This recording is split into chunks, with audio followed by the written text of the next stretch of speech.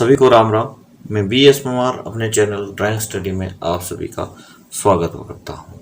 Last video में हमने दृश्य कला के मूल आधार में तत्व के बारे में पढ़ा था। हमने तीन आधार इसके पढ़े थे: तत्व, संयोजन के सिद्धांत एवं परिप्रेक्ष्य। तो तत्व के बारे में हमने पढ़ा था। तत्व के हमने एमसीक्यू भी पढ़े थे और विस्तार से भी इसको पढ़ा था। तो जिन्होंने ये वीडियो नहीं देखी है पिछली, वो चैनल को सब्सक्राइब कर लें, बेल की घंटी को दबा दें, ताकि जो आने वाली वीडियो है वो उनको उसकी नोटिफिकेशन को सबसे पहले मिले और पिछली वीडियो को जा करके प्ले लिस्ट में वो मेरे देख सकते हैं। आज का हमारा टॉपिक है संयोजन के सिद्धांत। तो संयोजन के जो सिद्धांत है इसको हम विस्तार से आज पढ़ते हैं। वीडियो लंबा हो सकता है तो वीडियो को अंत तक जरूर देखें, ताकि आप इस संयोजन के जो सिद्धांत है चित्रकला के, संयोजन होता है जिसको हम कंपोजिशन कहते हैं, क्योंकि इंग्लिश में मुझे लगता है आप जल्दी समझ जाएंगे। तो प्रिंसिपल ऑफ कंपोजिशन, इसको आज हम जो है पढ़ेंगे। तो देरी ना करते हुए शुरू करते हैं। आज का हमारा टॉपिक है सिद्धांत, संयोजन के सिद्धांत, प्रिंसिपल ऑफ कंपोजिशन। तो कंपोजिशन के क्या क्या सिद्धांत हैं? कलाभूत तत्वों के समरसतापूर्ण संयोजन को संयोजन कहते हैं। किसे कहते हैं? कलाभूत तत्वों को समरसतापूर्ण, यदि आप, समरसता मीन्स हर तरह के जो उसके रस है, उसके गुण है, उनका जब आप संयोजन करते हैं किसी चीज में, तो उसको कहते हैं संयोजन। कलाकृति की रचना में चित्रकार अभी किस चीज का संयोजन करते हैं? रेखा, रूपाकारों, वर्णों, तानों आदि के माध्यम से अपनी अभिव्यक्ति को सौंदर्यपूर्ण बनाता है। तो इतनी सारी चीजें जब एक चित्र में आपको दिखती है, उसका संयोजन जब होता है, तो जो चित्र है, चित्रकार की अभिव्यक्ति है, वो सौंदर्यपूर्ण बनती है या उसको सौंदर्यपूर्ण बनाता है।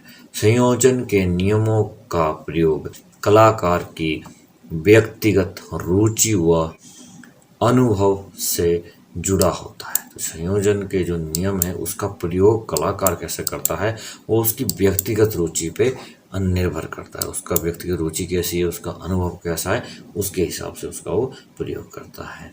इसी व्यक्तिगत व वैचारिक भिन्नता के कारण भिन्न भिन्न संयोजनों में भिन्नता होती है। तो यही कारण है कि संयोजन जो है ना भिन्न भिन्न रहता है, क्योंकि हर व्यक्ति की अपनी सोच होती है, अपना उसका व्यक्तिगत गुण होता है। उसको किसी भी चीज़ को किसी चित्र में जो ना उसने संयोजित करना है, इसके जो भिन्नता के कारण है वो यही है।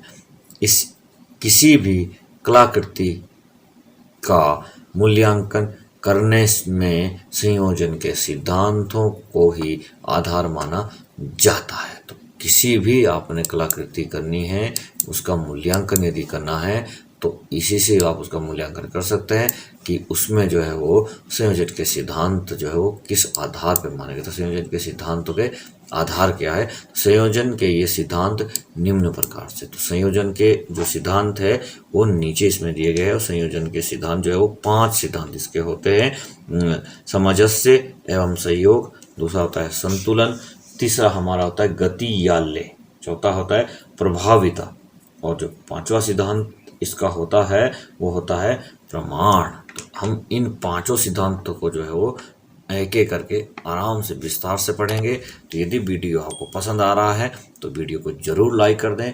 मेरा उत्साह इससे बना रहता है और इसी तरह की वीडियो को बनाने के लिए मैं और ज़्यादा उत्साहित रहता हूं। तो वीडियो लंबा हो सकता है, तो प्लीज़ वीडियो को अंत तक देखें, ताकि आप चित्र संयोजन के जो सिद्धांत का है अच्छे से इसको आप समझ सकें। तो हमारा पहला जो सिद्धांत है वो हमारा है सामंजस्य एवं सहयोग। तो इसको हम ध्यान से पढ़ते हैं। किसी चित्र में रेखा, वर्ण, तान, पोत एवं आकृति आदि एक दूसरे से मिलते जुलते प्रतीत होते हैं। तो कोई भी आप जब चित्र बनाते हैं तो उसमें सारी चीज़ें जो है वो मिलती जुलती है। क्योंकि तो वह चित्र में सामंजस्य का अनुभव होता है। तो इसीलिए वो मिलती जुलती होती है, ताकि आपको लगे कि चित्र जो है ना सही तरीके से बनाया है। यदि वो सही नहीं होगा तो उसमें सामंजस्य नहीं होगा, चित्र देखने में अच्छा नहीं लगेगा। वही सहयोग से तात्पर्य है। क्या तात्पर्य है?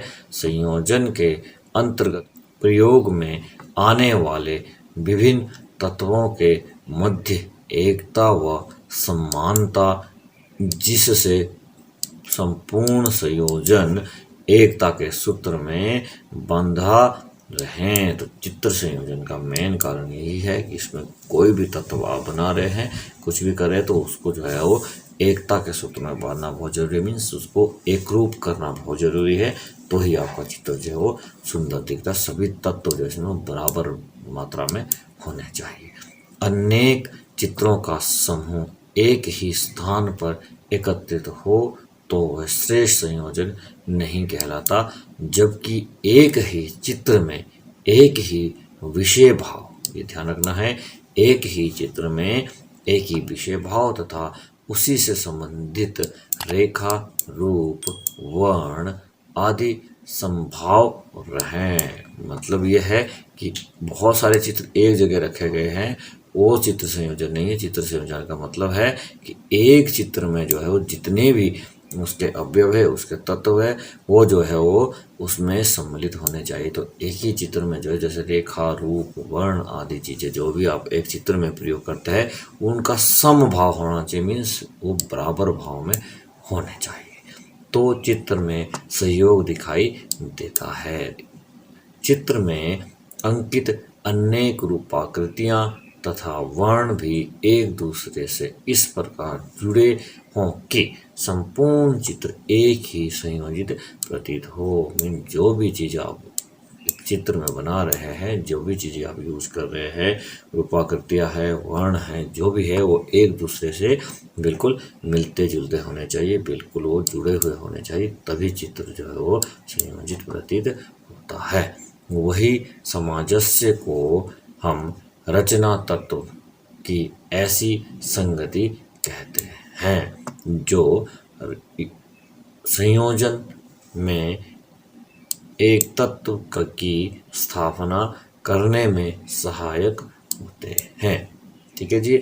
सामंजस्य कलाकृतियों में उन रुचिकर संबंधों को व्यवस्थित करने का कार्य करता है जो सौंदर्य अथवा आनंद की अनुभूति कराते हैं। तो ये जो हमारा है सामंजस्य के बारे में हमने इस पहले में पढ़ा है। आगे हम सामंजस्य के बारे में इसमें पढ़ते हैं। कला तत्वों के माध्यम से सामंजस्य निम्न प्रकार से स्थापित किया जा सकता है। तो कला के जो तत्व है उसके माध्यम से हम चित्र में सामंजस्य कैसे प्राप्त कर सकते हैं?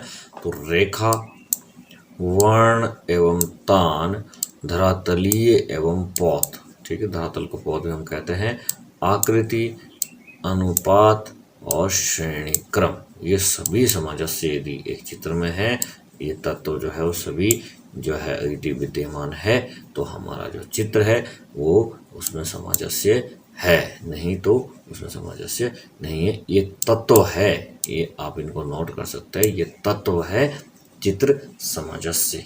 ठीक है, इनको आप जो है लिख सकते हैं अपने पास भाई। सामंजस्य के सहयोग के लिए जो कौन कौन से तत्वों का होना आवश्यक है, तो ये है हमारे सामंजस्य के तत्व। 6 ये तत्व है। वैसे अभी तक ये पेपर में नहीं आया है, मैंने तो नहीं देखा है, तो हो सकता है आया हो पर मुझे याद नहीं है, तो आप इसको नोट जरूर कर सकते हैं ताकि यदि आपके लिए आ जाए तो आप इसको अच्छे से इसका उत्तर दे सके।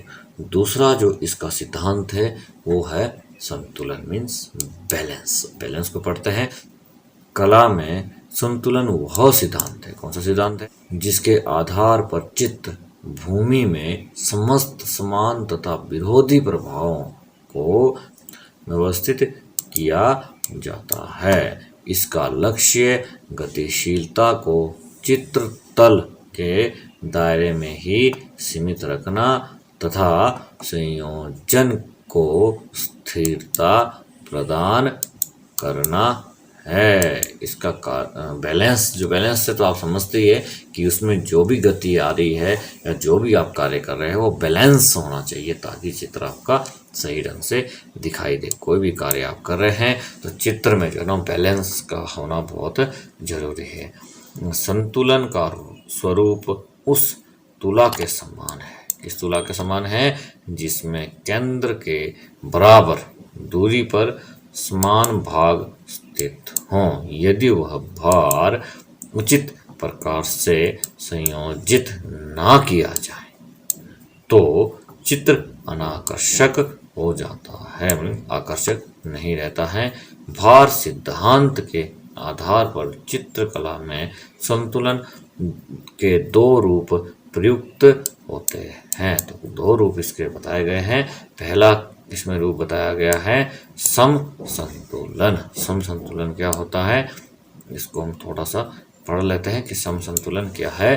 कि समान भार अथवा आकृति चित्र के मध्य से एक समान दूर रहने पर संतुलन होता है, इसे सम संतुलन कहा जाता है। तो सम संतुलन क्या होता है कि जब भी हम कोई चित्र बनाते हैं तो उसमें समान भार की आकृतियां हो, ठीक है, उसके माध्यम से एक दूसरे में संतुलन बना रहता है, तो उसको हम कहते हैं सम संतुलन।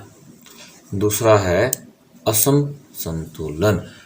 असमान भार अथवा आकृति चित्र के मध्य से असमान दूरी पर रखने से संतुलित होते हैं। तो असमान संतुलन क्या है कि असमान भार वाली आकृतियों को चित्र के माध्यम से थी आप उसको बनाते हैं, कुछ सिस्टम आपका सही ढंग का नहीं है चित्र को बनाने का, तो उस चित्र को जो है वो संतुलित नहीं कहा जाता है, तो उसको बोलते हैं असम संतुलन। असम संतुलन जो हमने पढ़ा है, सम संतुलन भी पढ़ दिया, असम भी पढ़ दिया। आगे हम इसमें पढ़ते हैं संतुलन के अवयव। अवयव होते हैं तत्व। संतुलन के तत्व क्या है, तो कला में जिन तत्वों के संयोजन से कृति की रचना होती है, मीन्स जिन तत्वों से आप कृति बनाते हैं, चित्र बनाते हैं, वह सभी तत्व संतुलन के अवयव कहलाते हैं। तो ये इसकी परिभाषा है कि संतुलन के अवयव क्या है। तो कला में जिन तत्वों के संयोजन से कृति की रचना होती है वह सभी तत्व संयोजन संतुलन के अवयव कहलाते हैं। इन्हें हम निम्न रूप से समझते हैं। तो यहाँ हम इनको पढ़ लेते हैं और आप लिख भी सकते हैं कि संतुलन के अवयव जो हो कितने, तो ये 7 अवयव है संतुलन के। पहला है रेखा, आकृति, आलंबन, वर्ण, तान, पोत और परिप्रेक्ष्य। तो ये सभी जो संतुलन है ये संतुलन के अवयव है। आगे हमारा जो सिद्धांत है, तीसरा सिद्धांत है, 2 हमने पढ़ लिए हैं। हमने पढ़े हैं सामंजस्य एवं सहयोग और संतुलन। तो जो संयोजन के 2 हमने सिद्धांत पढ़ लिए हैं। तीसरा हम पढ़ते हैं गति। गति मीन्स लय। चित्र में लय और गति का बहुत ज़्यादा महत्व है, तो उसको भी हम पढ़ते हैं कि इसका क्या महत्व है। लय का अर्थ है समान अथवा सामंजस्यपूर्ण अवयवों की पुनरावृत्ति से उत्पन्न निरंतरता। चित्त धरातल पर दृष्टि का अबाध रूप से गति युक्त होना। अबाध मीन बिना किसी बाधा के, बिना किसी बाधा के जो है वो चित्र में गति युक्त होना चित्र का, वो हमारी कहती हैं लय। लय का ये अर्थ बताया गया है कि समान रूप से हर सभी अवयव, पूर्ण अवयव जो है वो उनका सभी रूप से समान रूप से जो है वो उसमें सामंजस्य होना बहुत जरूरी है। यह प्रभाव चित्र के सभी तत्व, अब चित्र के तत्व कौन कौन से हैं, जैसे रूप, रेखा, रूप, वर्ण, तान, पोत आदि मिलकर करते हैं। तो ये सभी रूप जो है उसमें होने चाहिए, उनका जो प्रभाव है चित्रों का वो सभी का बिल्कुल समान होना चाहिए, सभी की गति समान होनी चाहिए। इस प्रकार कलाकृति के संदर्भ में गति रचना तत्वों की विशिष्ट एवं सुनियोजित स्थिति की द्योतक है। गति जो है, गति से सभी चीजें प्राप्त होती है। रिक्त स्थान में कोई गति नहीं होती। यदि चित्र में कोई खाली स्थान रखा गया है, चित्र में जो है वो कुछ बनाया नहीं है, दूर दूर चीजें बनाई है, तो रिक्त स्थान जो बीच में रखा गया है उसमें कोई गति नहीं होती है। परंतु ज्यों ही हम उसमें कोई आकार बनाते हैं, यदि उस जगह पे हम कुछ आकार बना लेते हैं, हमारी दृष्टि वहीं ठहर जाती है। तो हम जिसको देखते हैं उसकी हमारी दृष्टि वहीं ठहर जाती है, एवं अन्य आकार भी बना देने से दृष्टि को गति प्राप्त होती है। तो अब आप समझ गए होंगे कि यदि कोई जगह खाली पड़ी है, वहाँ पे आप एक चित्र बनाते हैं तो हमें लगता है कि हाँ यहाँ कुछ चीज़ बनी है, बट अगर दूसरे साथ उसके साथ और अन्य आकार भी बनता है तो चित्र में गति आ जाती है। एवं लय अथवा गति संयोजन के सिद्धांत में एक महत्वपूर्ण सिद्धांत है। तो ये गति का जो सिद्धांत है ये सबसे महत्वपूर्ण इसमें बताया गया है। थोड़ा और हम इसको विस्तार से और पढ़ लेते हैं लय को। लय की पद्धतियां हम पढ़ते हैं कि कला रचना के प्रभाव सृजन के लिए निम्न पद्धतियां प्रयुक्त की जाती हैं। तो पहली पद्धति है पुनरावृत्ति, ठीक है जी, रिपीटेशन। जो हम रिपीट हम किसी चीज़ को करते हैं, पुनरावृत्ति हम उसको बोलते हैं। एक ही आकृति की बार बार आवृत्ति करने से जिस क्रमिक गति का आभास होता है उसमें पुनरावृत्ति मूलक लय उत्पन्न होती है। तो जब भी आप किसी चीज़ को बार बार रिपीट करते हैं, किसी चीज़ को बार बार पुनरावृत्ति उसकी करते हैं, उसको क्या बोलते हैं, पुनरावृत्ति मूलक जो है उसको वो वाली लय उत्पन्न करता है। ठीक है। वस्त्रों, कालीनों में स्थापत्य, बुनाई, छपाई एवं अलंकरणों की रचना में इस विधि को प्रयोग में लाया जाता है। जब भी आप वस्त्र बनाते हैं, कालीन बनाते हैं, तो वहाँ पे एक ही आइटम को, एक ही जो आपका स्केच तैयार होता है, उस स्केच को बार बार आप जो है ना उसको ट्रेस करते हैं, बार बार उसको जो है वो छापते हैं। कपड़े पे भी, कालीनों पे भी, स्थापत्य कला कुछ भी है, कढ़ाई बुनाई है, वहाँ पे एक ही जो स्केच आपका होता है उसको आप बार बार जो है वो बनाते हैं, तो उसको बोलते हैं पुनरावृत्ति, रिपीटेशंस उसको हम बोलते हैं। वो हम उससे हमारी लय आती है चित्र में। आकारों की आवृत्ति साधारणतया 3 प्रकार से की जाती है, लंबवत, क्षितिज व कर्ण। तो ये जो आवृत्ति है, या तो हम सीधी बिल्कुल क्षितिज धरातल में करते हैं, लाइनों में करते हैं, इस तरह से हम करते हैं। भाई कोई भी अगर आप स्केच बना रहे तो इस तरह उसको जो है हम उसमें बनाते हैं, या क्षितिज मीन्स इस तरह खड़ा बनाते हैं इस तरह, या फिर हम उसको कर्णवत बनाते हैं, इस तरह से बनाते हैं। इस तरह से जो है हम रिपीट करके जो है वो कलाकृति को बनाते हैं। दूसरा हमारा है इसमें वैकल्पिक अनुक्रम। वैकल्पिक अनुक्रम क्या है, इसको भी हम थोड़ा सा पढ़ लेते हैं विस्तार से। आरोह एवं अवरोह अथवा छोटे और बड़े आकार के विचार से आकृतियों को वैकल्पिक अनुक्रम में अंकित करने से दृष्टि में क्रमशः ऊपर नीचे चलती हुई की अनुभूति होती है। तो उसको क्या कहते हैं, वैकल्पिक अनुक्रम। ये है हमारा वैकल्पिक अनुक्रम। अगला हम इसमें पढ़ते हैं अविरल। अविरल प्रभाव हम इसमें पढ़ते हैं। अविरल प्रभाव क्या होता है, जो निरंतर चलता रहता है, जो रुकता नहीं है। यदि किसी रेखा अथवा आकृति में वर्तुल घुमाव देते हुए उसे निरंतर आगे बढ़ाते जाएं तो उसमें सुंदर अविरल लय की अनुभूति होती है। यही अविरल प्रभाव है। शंख के मुख्य भाग में इसी प्रकार की लय होती है। तो ये अविरल प्रभाव होता है, निरंतर कोई चीज़ जो चल रही है, निरंतर चित्र में कोई गति निरंतर चल रही है, उसको हम बोलते हैं अविरल प्रभाव। अगला इसमें एक और है विकिरणन। विकिरणन एक और इसमें प्रभाव दिया गया है। किसी केंद्रीय बिंदु अथवा आकर्षक बिंदु से सभी दिशाओं में गति को विकीर्ण करती है। एक जगह से जो ना हो, सभी जो रेखाएं हैं वो एक बिंदु से यदि आगे पीछे निकल रही है, उसको क्या कहते हैं, विकीर्ण करती आकृति अथवा रेखाएं अंकित करने से इस प्रकार की लय उत्पन्न होती है। तो किससे उत्पन्न होती है? यदि केंद्रीय बिंदु अथवा आकर्षक बिंदु से सभी दिशाओं में गति विकीर्ण हो रही है, उसको कहते हैं विकीर्णन। ठीक है जी। तो ये हमारा इसमें तीसरा तत्व था, हमारा इसका तीसरा सिद्धांत हमारा ये था। चौथा हमारा जो इसमें सिद्धांत है वो हमारा है इसमें प्रभाविता।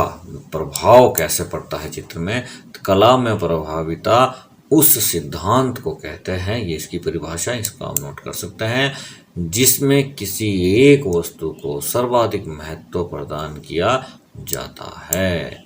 चित्र में कोई ऐसी एक वस्तु बनाई गई जिसको सबसे ज़्यादा महत्व दिया जा रहा है, तो उसको हम बोलते हैं प्रभाविता। और शेष वस्तुएं गौण रहती है, मीन्स है तो उसमें बहुत सारी वस्तुएं बनी हुई है, पर दूसरी वस्तु जो है वो गौण रहती है, एक ही वस्तु पे जो है ना विशेष रूप से प्रभाव डाला जाता है। प्राचीन भारतीय चित्रों में इस सिद्धांत का बहुत सुंदर प्रयोग किया गया है। जैसे अजंता में पद्मपाणि बोधिस्तव, मारविजय, राहुल समर्पण तथा वाद्य में नर्तक समूह के चित्रों में प्रभाविता के सिद्धांत से दर्शक की दृष्टि सर्वप्रथम मुख्य आकृति पर जाती है, तत्पश्चात संपूर्ण चित्र पर विचरण करती है। तो ये क्या है? हमारा प्रभाविता का सिद्धांत है कि चित्र में जो है ना बहुत सारी चीज़ें बनाई गई है, पर मुख्य रूप से जो चित्र बनाया गया है, हमारी दृष्टि जो है वो मैक्सिमम वहाँ पे गड़ जाती है, उसी पे लगी रहती है। तो ये प्रभाविता का सिद्धांत है। 3 इसके मुख्य उद्देश्य है, वो हम पढ़ लेते हैं। प्रभाविता के सिद्धांत में 3 मुख्य उद्देश्य है। तो 3 इसके क्या क्या उद्देश्य है? पहला है कि मुख्य आकृति को सर्वाधिक महत्व प्रदान करना। तो हम समझ ही गए कि जो मुख्य आकृति है उसको सबसे ज़्यादा हमने महत्व देना होता है। दूसरा है कि कलाकृति में व्यवस्था एवं संगठन उत्पन्न करना। जो भी हम कलाकृति बनाते हैं उसमें संगठित वो सारे चित्र उसमें होने चाहिए, उसमें व्यवस्था उसकी सही होनी चाहिए। तीसरा है कि एक रास्ता को समाप्त कर कृति में आकर्षक उत्पन्न करना। ठीक है जी। ये एक रास्ता को समाप्त कर देता है, सभी चित्र में जो है वो समानता इसमें आ जाती। तो एक ही चीज़ उसमें जो है ना उत्पन्न नहीं, एक रस का मतलब कि कोई एक ही चीज़ आप उसको दिखा रहे हैं, एक ही चीज़ नहीं इसमें दिखा रहे हैं। ये कह रहा है कि एक रास्ता को समाप्त करके कृति को आकर्षित बनाना, ये इसके 3 मुख्य सिद्धांत है। चित्र में प्रभाविता निम्न प्रकार से उत्पन्न की जा सकती है। कैसे उत्पन्न की जा सकती है? कि मुख्य आकृति को रेखा, वर्ण एवं आकार की दृष्टि से अधिक प्रभावशाली दिखाकर। ठीक है जी। दूसरा है कि मुख्य आकृति व अन्य आकृतियों में वर्ण विरोधाभास एवं दिशा विरोधाभास उत्पन्न करके। ठीक है जी। अगला इसमें पॉइंट हमारा है, अन्य आकृतियों की तुलना में मुख्य आकृति को अधिक विवरणात्मक एवं सुसज्जित अंकित करना। चौथा हमारा है कि मुख्य आकृति के पीछे पर्याप्त रिक्त पृष्ठभूमि छोड़ना। पांचवा है मुख्य आकृति के अनुरूप रेखाओं, गति, वर्ण संयोजन आदि की अपेक्षाकृत अन्य आकृतियों में पुनरावृत्ति करना। तो ये हमारा था इसका चौथा जो सिद्धांत था। 5वां और लास्ट सिद्धांत इसमें है हमारा प्रमाण। प्रमाण मीन्स प्रोपोर्शन। प्रोपोर्शन के बारे में हम इसमें पढ़ते हैं। ये हमारा है इसका है प्रमाण। प्रमाण को हम पढ़ते अच्छे से। इसका बहुत ज़्यादा महत्व है चित्र में कि कलाकार संयोग सामंजस्य संतुलन के आधार पर रूपों का निरूपण धरातल पर करता है। किससे करता है? सामंजस्य संतुलन के आधार पर और कलाकार के सहयोग के आधार पर जो है वो धरातल पर चित्र का निरूपण करता है। किंतु इसमें इन रूपों को किस माप से बनाया जाए इसका निर्धारण प्रमाण के अंतर्गत किया जाता है। प्रमाण का तात्पर्य है लंबाई चौड़ाई का आपसी संबंध तथा सभी आकृतियों का एक दूसरे से संबंध और चित्र के सभी तत्वों का आपस में संबंध। ठीक है जी, ये क्या है, हमारा प्रमाण है। पारस्परिक संबंध पर आधारित होने के कारण इसे संबद्धता का सिद्धांत भी कहा जाता है। ठीक है जी। प्राचीन ग्रीनवासियों ने इसके लिए खोज कर ऐसा प्रमाण प्राप्त किया जिसके अनुरूप प्रत्येक आकृति लगे। ग्रीक वासियों ने जो है इस तरह का एक प्रमाण खोजा था जिससे जो है वो प्रत्येक आकृति सुंदर लगे। इसे क्या कहते थे, इसे यूक्लिड के स्वर्णिम आयत सिद्धांत के नाम से जाना जाता है। तो किसके नाम से जाना जाता है, यूक्लिड के स्वर्णिम सिद्धांत के नाम से इसको जाना जाता है। पुनर्जागरण कालीन रचनाओं में इस सिद्धांत का प्रयोग बहुतायता से किया गया। किसमें किया गया, पुनर्जागरण कालीन जितनी भी रचना है उसमें जो है वो इस सिद्धांत का जो है बहुत ज़्यादा प्रयोग किया गया है। आगे चलकर यह सिद्धांत इतना लोकप्रिय हुआ कि इसे देवी विभाजन के नाम से पुकारा जाने लगा। कला में प्रमाण निर्धारण के निम्न रूप हो सकते हैं। यदि कला में जो है आपने इसका निर्माण करना है, इसका निर्धारण करना है, तो उसके जो है वो कुछ रूप इसमें हो सकते हैं। और वो क्या हो सकते हैं, वो हो सकता है कि मानवाकृति और प्रमाण, मानव की आकृति उसका प्रमाण। तो मानव आकृति में प्रमाण निर्धारण के लिए भिन्न भिन्न अवधारणाएं प्रचलित रहती हैं। कौन कौन सी धारणाएं थी, विद्वान ने मानव शरीर को 7.5 तालों में बांटा है। और ये जो 7.5 तालों के बारे में आप पूछ रहे हैं, ये हम पढ़ रहे हैं, ये 10वीं कक्षा के सिलेबस में भी है और अभी जो मॉडल पेपर आ रहा है उस पेपर में भी इसके बारे में पूछा गया था प्रश्न कि मानव शरीर के जो है वो मानव शरीर को कितने तालों में बांटा गया है। तो ये 10वीं कक्षा में यदि आप ढंग से 10वीं कक्षा की किताब पढ़ रहे हैं तो उसमें भी इसका जिक्र किया गया है। तो ये इम्पोर्टेंट है। एक ताल एक सिर हो।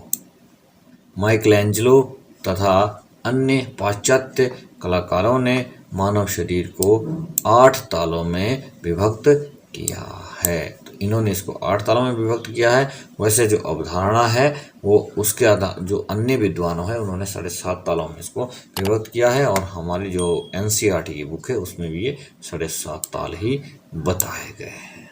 वर्ण प्रमाण, वर्ण का प्रमाण क्या है कि चित्र में आकृतियों की भांति वर्णों का भी उचित अनुपात में संयोजन आवश्यक है। चित्र में कोई भी आप चित्र करते हैं तो उसमें जो है वो उचित संयोजन इसका आवश्यक है। मुख्य भाव के अनुकूल किसी एक प्रमुख वर्ण का प्रयोग विशेष रूप से होना चाहिए। उससे सहयोग करने हेतु अन्य सहायक वर्णों का उपयोग किया जा सकता है। तो यह है इसका वर्ण का प्रमाण। अगला हम इसमें और पढ़ते हैं रेखा प्रमाण। ये वर्ण प्रमाण था, अब हम पढ़ते हैं रेखा प्रमाण। मुख्य आकृति की रेखाएं गहरी तथा अनेक हो सकती हैं। चित्र के शेष भाग में रेखाएं हल्की तथा अल्प मात्रा में होती है। तो आप देख सकते हैं यदि आप ज्योमेट्रिकल ड्राइंग देखते हैं तो उसमें आकृति बनाई होती है तो उसमें देखो डॉटेड लाइनें होती हैं, दी हुई लाइनें होती है और एक उत्तर की रेखा होती है। तो मुख्य लाइन जो होती है वो गहरी होती है और अन्य लाइनें जो होती है, शेष भाग जो लाइनों का होता है वो हल्की होती है, अल्प मात्रा में दी होती है। तो ये इसका प्रमाण है, रेखाओं पर जो है इस तरह का आता है। तान प्रमाण क्या है जी, रंग पे कैसे इसका प्रमाण को मानते हैं कि मुख्य आकृति में उज्ज्वल तथा आकर्षक तान का प्रयोग होता है। जो मुख्य चित्र है उसमें आकर्षक तान, आकर्षक रंग का प्रयोग होता है। शेष आकृतियों में फीके प्रभाव वाले तानों का प्रयोग होता है। ठीक है जी, अब आप इसको अच्छे से समझ गए होंगे। भारतीय कला ग्रंथों में आकृतियों की गति को दृष्टि में रखकर अनुपात में होने वाले परिवर्तन का संकेत दिया गया है और आकृतियों को विभिन्न प्रकार में वर्गीकृत करके उनके मध्य में अनुपातिक संबंधों का विस्तृत विवेचन किया गया है। चित्रसूत्र के रूप निर्माण नामक खंड में आदर्श आकृति एवं सही अनुपात के लिए प्रमाण शब्द का प्रयोग मिलता है। वैसे अनुपात के विविध नियम होते हुए भी इसमें कोई निश्चित नियम निर्धारित नहीं किए जा सकते। देश, काल, परिस्थिति एवं तथा वातावरण के आधार पर भी इसमें परिवर्तन हो सकते हैं। तो ये जो हमारा था, ये था प्रोपोर्शन जो है वो हम कैसे चित्र में दिखाते हैं। तो ये आज का हमारा टॉपिक था। दूसरा तत्व हमने आज इसमें पढ़ा है और दूसरा तत्व हमारा था संयोजन के सिद्धांत। तो संयोजन के सिद्धांत को आज हमने पढ़ लिया है। यदि आपको वीडियो पसंद आया है तो इसको लाइक कर दें, चैनल को सब्सक्राइब कर दें। Thanks for watching my channel.